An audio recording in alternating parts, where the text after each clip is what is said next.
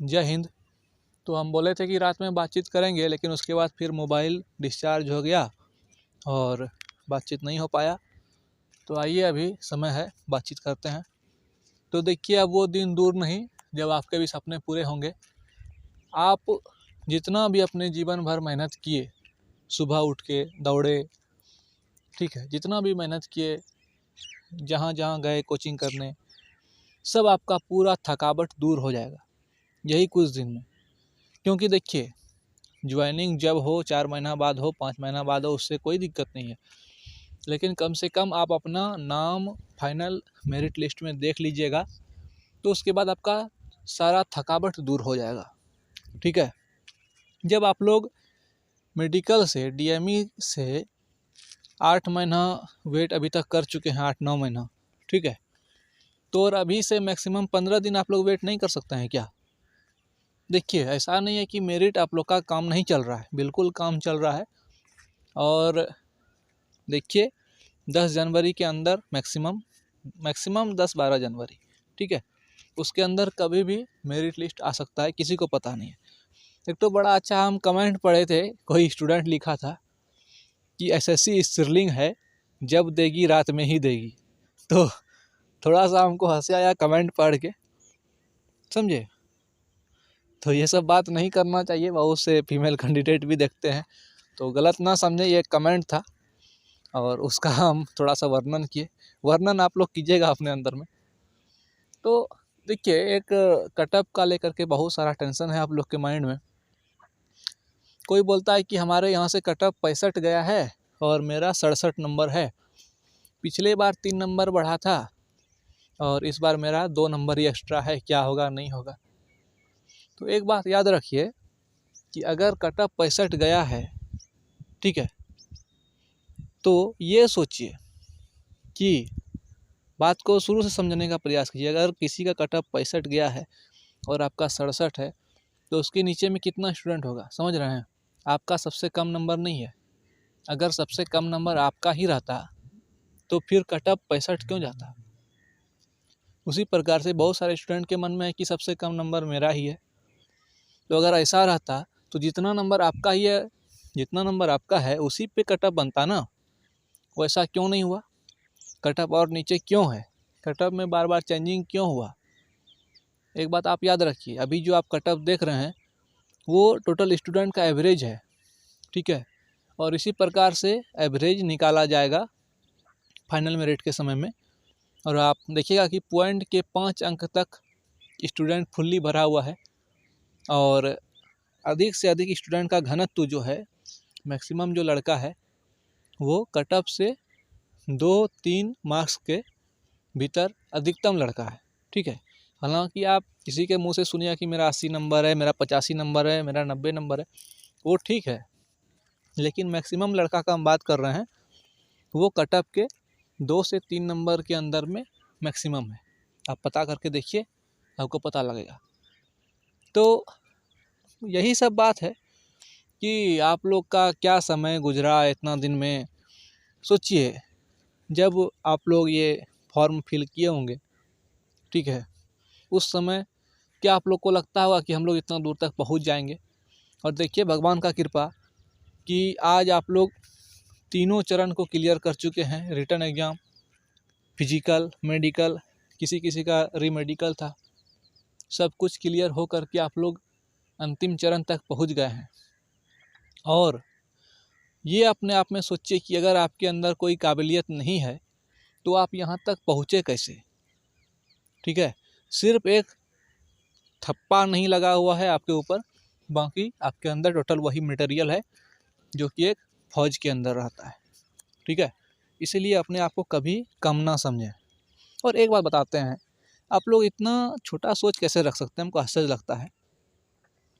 एक बात याद रखिए, अगर आपका जीडी कांस्टेबल में नहीं होता है और अगर आपको फौज में जाने का इच्छा है तो आप कभी भी हिम्मत मत हारिए, ठीक है, कभी भी हिम्मत मत हारिए। अगर जीडी का एज ख़त्म हो गया तो सीपीओ का तैयारी कीजिए, यूपीएससी से असिस्टेंट कमांडेंट बनिए, तैयारी करते रहिए। और हो सकता है कि आपके नसीब में लिखा हो कि आप डायरेक्ट एसआई बनिएगा, कांस्टेबल नहीं।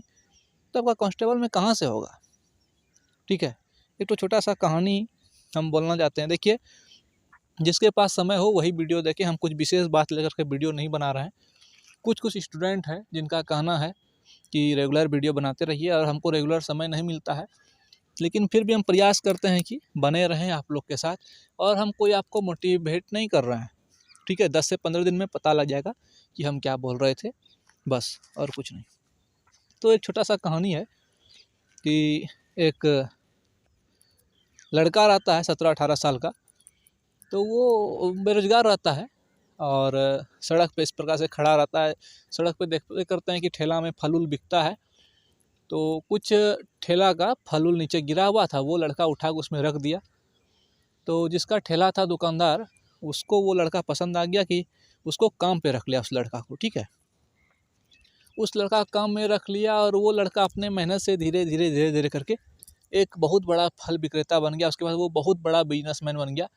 कई शहरों में उसका चलता था, मतलब सिर्फ उसका ऑर्डर पे काम होता था। इतना बड़ा वो आदमी बन गया वो लड़का, ठीक है। लेकिन वो लड़का इतना मूर्ख था, वो सिग्नेचर करने तक नहीं जानता था। उसका बचपन का घटना है कि वो जब नौकरी की तलाश में था, समझे, तो वो गया था एक शौचालय में, सीट निकला था कि मतलब शौचालय साफ करने वाला सफाई कर्मचारी। तो उसमें वो गया था कि हमको नौकरी चाहिए। तो उसका सब कुछ हो गया और बोला कि यहाँ सिग्नेचर करो, तुम्हारा नौकरी हो जाएगा। तो वो लड़का उस समय सिग्नेचर नहीं कर पाया और इसलिए उसका वहाँ नौकरी नहीं हुआ। उसके बाद वो फल वाला घटना है जो कि उसको काम पे रखा, ठीक है। लेकिन जब वो बहुत बड़ा आदमी बन गया और बैंक में उसका काफ़ी ट्रांजैक्शन होते रहता था, तो एक दिन वो अपने वाइफ के साथ बैंक गया, ठीक है। उसका वाइफ जो है पढ़ी लिखी है और जब कोई बड़ा चेक था उसमें उसको साइन करना था, तो बैंक का स्टाफ आया और लड़का को बोलता है कि सर यहाँ पे साइन कर दीजिए। तो लड़का अपना अंगूठा दिखा के बोलता है कि भाई हम अंगूठा से मतलब ठप्पा देंगे, हमको सिग्नेचर करना नहीं आता है। तो वो बैंक स्टाफ कहता है कि सर एक बात बताएं, आप गुस्साइएगा मत। बोला बोलो क्या बात है। बोला सर आप इतने बड़े आदमी हैं और आपको सिग्नेचर करने नहीं आता है सर। ये सोचिए कितना आश्चर्य वाली बात है कि आपको सिग्नेचर करने नहीं आता है और आप इतना बड़ा आदमी है, इतना पैसा वाला है। तो वो आदमी जवाब देता है, ठीक है, कि देखो बाबू तुम बहुत अच्छा सवाल पूछा। बैंक का कर्मचारी था वो। तो वो आदमी जवाब देता है कि अगर हम सिग्नेचर करना जानते तो अभी हम लेटरिन साफ करते रहते, यहाँ पे इतना एक बड़ा उद्योगपति बन के नहीं रहते, ठीक है। मतलब कल्पना कीजिए, जब वो जॉब की तलाश में था, उसको वहाँ सिग्नेचर करने बोला और वो सिग्नेचर कर देता वहाँ पे, तो उसका नौकरी लग जाता लेटरिन साफ करने में और वो करते रहता। वो इतना दूर तक बढ़ पाता, नहीं बढ़ पाता है। लेकिन देखिए यही है तकदीर का खेल। और नहीं बोलता है कि भाग्य से ज़्यादा और समय से पहले, वही वाला घटना कि आपके नसीब में जो लिखा है वही होगा। और वो लड़का सिग्नेचर नहीं कर पाया और आज वो इतना बड़ा आदमी था। तो उसका लिखा हुआ था तकदीर में, नसीब में, कि वो लेटरिन साफ करने वाला नहीं बन के एक बहुत बड़ा उद्योगपति बनेगा। इसीलिए उसके साथ में ये घटना हुआ और अभी वो उस मुकाम पर है। तो बैंक मैनेजर उसका बात सुना तो बड़ा आश्चर्य हुआ। तो उसके बाद कहानी ख़त्म है। इस प्रकार से एक छोटा सा आपको हम बताने का प्रयास की कि देखिए जिसका जहाँ तकदीर होता है वही होता है। आप कल्पना कीजिए आपका जीडी कांस्टेबल में नहीं है लिखा हुआ और आप प्रयास कर रहे हैं, आपका नहीं हो रहा है, तो हो सकता है कि आपका एसआई में हो, सब इंस्पेक्टर में हो, और आपका असिस्टेंट कमांडेंट में हो, कौन जानता है। आपके साथी अभी जो आपके साथ कांस्टेबल जीडी ज्वाइन करते, आप 2 साल के बाद हो सकता है एसआई ज्वाइन करें, वो आपके अंडर खटे, हो सकता है कि नहीं। तो कभी भी अपने मनोबल को ना गिराएं और ये मत सोचिए कि अब नहीं होगा, बहुत मेहनत करके यहाँ तक पहुँचे, इसके बाद कोई उपाय नहीं है, ऐसा कभी मत सोचिए, ठीक है। हम लोग के साथी अभी इतना मेहनत कर रहा है, आप देखिएगा कि सीपीओ सब क्लियर कर चुका है लगभग और निकल जाएगा इस बार, ठीक है। तो कभी भी हिम्मत मत हारिए। एक बात आपको हम बता देते हैं कि हिम्मत हारिएगा तब दिक्कत है लाइफ में, चारों तरफ से दबाने का आपको प्रयास करेगा। ठीक है। और कुछ विशेष बात नहीं, मेरिट बहुत जल्दी आएगा, थोड़ा दिन और कंट्रोल करके रखिए।